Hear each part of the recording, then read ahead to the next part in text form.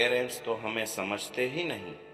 बच्चे हमारी बात ही नहीं सुनते, दूर होते जा रहे हैं हमसे। वजह जनरेशन गैप। सभी को इस समय से गुजरना पड़ता है। आप सभी ने बचपन में टोपी वाले की कहानी तो जरूर सुनी होगी, जिसमें एक टोपी वाला गांव-गांव जाकर टोपियां बेचता था और उसकी टोपियां बंदर उठा के ले जाते हैं। आज की कहानी टोपी वाले के पोते की कहानी है। वह भी अपने दादाजी की तरह टोपियां बेचता था, वैसे ही शहर शहर गांव-गांव जाकर। एक दिन वह एक राह से गुजर रहा था, घने पेड़ों से भरे रास्ते से। दिन भर की थकान थी तो वह एक पेड़ के नीचे सुस्ताने लेट गया। थोड़ी ही देर बाद उसे नींद आ गई और बिल्कुल वैसे ही घटना घटी जैसे उसके दादाजी के साथ घटी थी। पेड़ पर बैठे सारे बंदर उसकी टोपियां उठाकर ले गए। जब उसकी नींद खुली तो उसने देखा कि उसके ठेले पर एक भी टोपी नहीं थी सिवाय उसके सर की टोपी। वह मुस्कुराने लगा क्योंकि उसके दादाजी ने कई बार अपने साथ बीती यह घटना उसे सुनाई थी। उसे लगा कि दादाजी की तरकीब अपनाकर वह आसानी से टोपी वापस ले लेगा। उसने ठीक वैसे ही किया जैसे दादाजी ने किया था। उसने अपना सर खुजलाया, बंदरों ने तुरंत उसकी नकल उतारी। उसने अपना माथा पीटा, बंदरों ने भी वैसा ही किया। तभी तो कहते हैं नकलची बंदर। बंदर उसकी पूरी नकल उतारते रहे।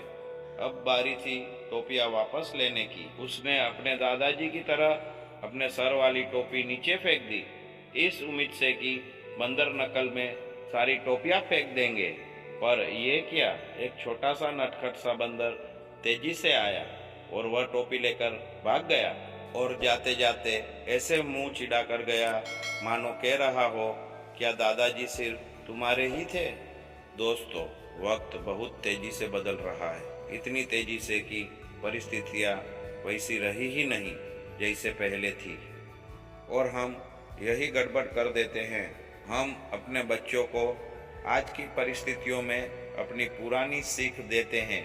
वह सारी सीख, वह सारे तजुर्बे, वह सारी लर्निंग्स बिल्कुल भी गलत नहीं है, पर उन्हें आज के हिसाब से थोड़ा परिवर्तित करने की जरूरत है।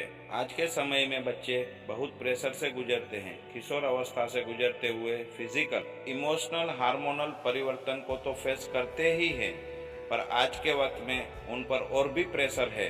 टीवी, इंटरनेट, नए नए फैशन ब्रांड्स, हर चीज उन्हें आकर्षित करती है और साथियों का दबाव तो अलग भूमिका निभाता है। इस वक्त में माता पिता का पूरा फर्ज है कि उन्हें समय के हिसाब से और सही सलाह दें।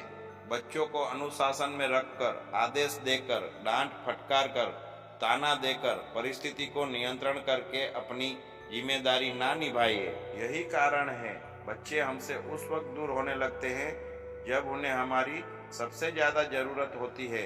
इसलिए आज की परिस्थिति के हिसाब से हमें अपनी परवरिश के तरीकों में फेरबदल करना होगा।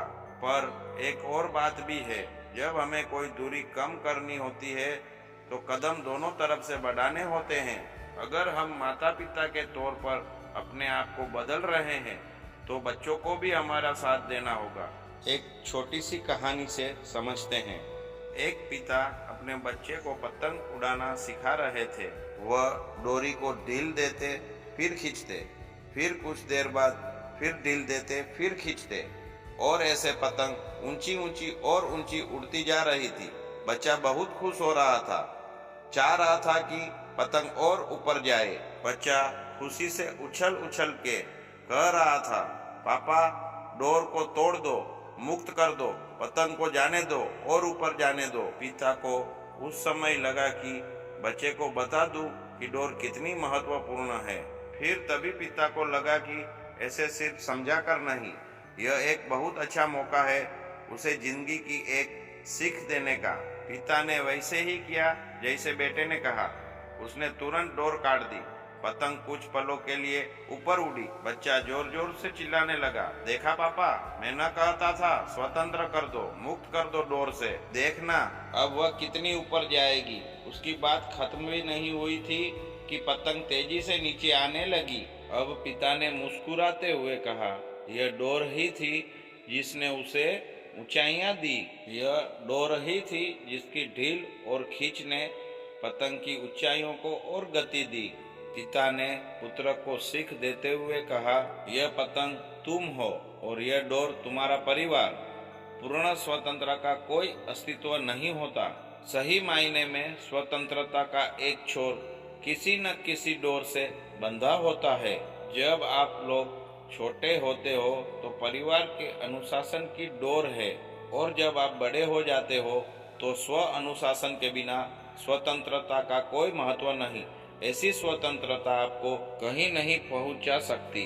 दोस्तों, जब हमारे माँ बाप या बड़े हमें अनुशासित करें, हमें नसीहत दें, तो कभी कभी हमें बुरा भी लगता है, पर वह बहुत जरूरी है। यह प्राकृतिक है कि एक खास उम्र में उनकी बातें हमें बुरी लगने लगती है, पर उस समय यह सोचिए कि उनकी सीख, उनकी नसीहतें हमारे भले के लिए ही है। हाँ, कभी कभी तरीका हमारे हिसाब से नहीं हो सकता, पर माँ बाप हमेशा बच्चों का भला सोचते हैं। दोनों ही तरफ से थोड़े थोड़े प्रयास करने होंगे, छोटे छोटे कदम बढ़ाने होंगे, फिर कैसे नहीं होगा कम। यह जनरेशन गैप जरूर कम होगा। फिर मिलेंगे दोस्तों, तब तक के लिए अपना और अपनों का ख्याल रखिए और हमेशा मुस्कुराते रहिए। धन्यवाद।